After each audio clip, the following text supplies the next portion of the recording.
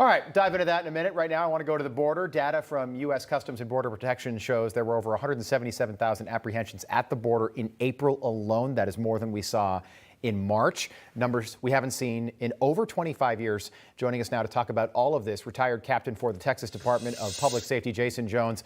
Welcome back to the show. Good to see you again. Hey, it's good to be with you. Thanks for having me. Our pleasure, Jason. President Biden says the administration has the situation under control. I couldn't believe this when I heard it, though. The administration is also now blaming the Trump administration for the crisis, meaning the gaslighting of the American people when it comes to what's really happening at the border is going to continue into the month of May, isn't it? It is, and the data shows it, so it's not a perception, it's a reality. I mean, 177,000 people in a 30-day period, that's a major problem. And I will tell you, I was on the border last week with Sheriff Lamb interviewing him, and we were talking about these things and how what's happening down there directly affects him, but also the American people. And I can tell you, he gets it. He really does. And one of the things that we were mostly concerned about while we were talking about the apprehensions that you're mentioning is the level of fentanyl flowing through his county.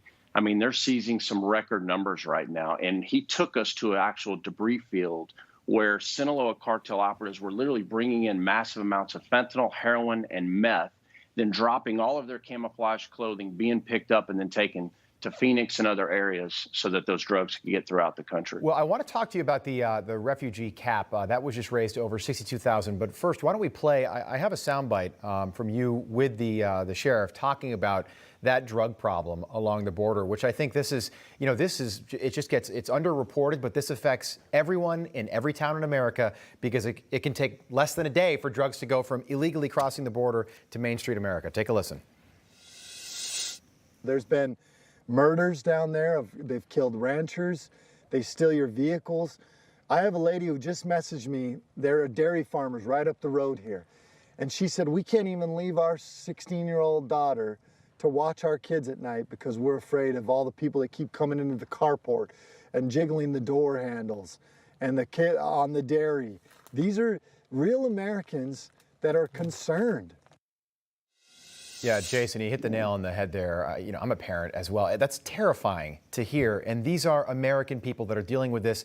They've been dealing with it for months, and the administration could care less. No, you're absolutely right. I mean, we're in the 14th week.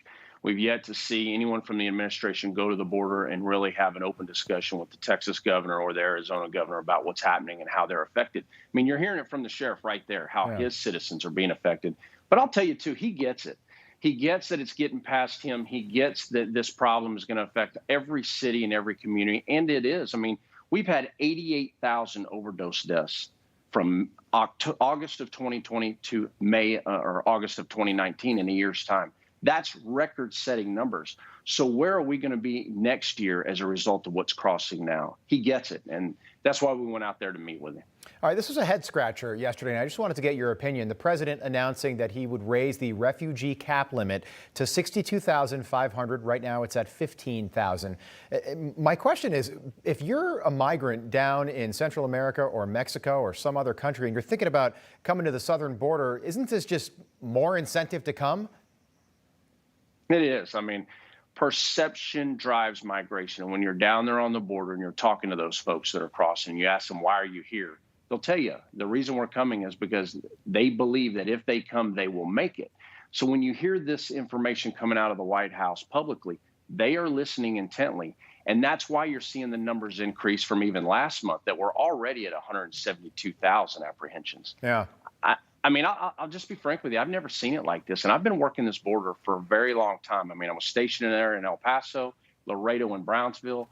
All of the surges from 2014, the one in 2019, and now this one, never seen it like this. So we're going to see some serious crime trends are going to affect the American people. And I would stress to every police chief, every sheriff, and every commissioner and director, you need to be ready across this country, and you need to be prepared for what's coming. At this point, I'm not surprised the vice president hasn't gone to the border yet. No Democrats. I'm surprised AOC or Ilhan Omar haven't gone there to take a selfie to at least show they're doing something. But we had Tennessee Senator Marsha Blackburn on the show earlier this morning, and I asked her, I said, are you surprised? She worked with Kamala Harris. I said, are you surprised that she hasn't gone down there to address the problem and see it with her own eyes. Here's what she had to say.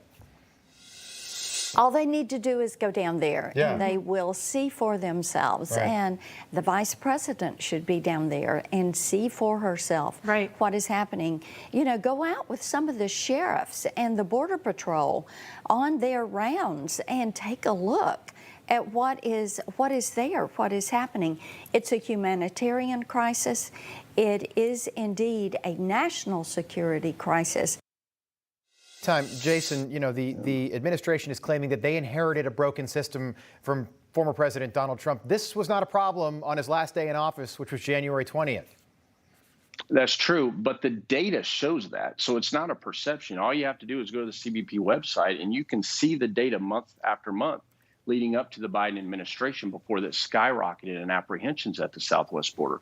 But I get very frustrated because we know the level that's hitting us right now in regards to fentanyl and drugs and human trafficking and human smuggling. Yeah. We've heard nothing from the FBI director. We've heard nothing from the DEA administration. Where are they right now? As CBP needs help, they're publicly saying that they are overrun, yet we still hear nothing from the leadership. And look, you know, while we hold the administration accountable, we also have to hold leadership accountable in these federal agencies who aren't getting the job done. And I think in 2022, the American people are going to hold Democrats accountable. Americans want secure borders. They want legal immigration, but they want people to do it the right way and not the way that it's been carried out down there for the last 3 months, which is anything but legal. Jason Jones, good to see you again. Hey, good to see you. Thanks for having me. Hey, I'm Rob Finnerty. Thanks for watching. If you enjoyed this video, please join the conversation in the comments below. Don't forget to subscribe, too. Hit the bell icon to be alerted to breaking news. And remember, there's a whole lot more on Newsmax TV, America's fastest growing cable news network. Newsmax TV, we're real news for real people.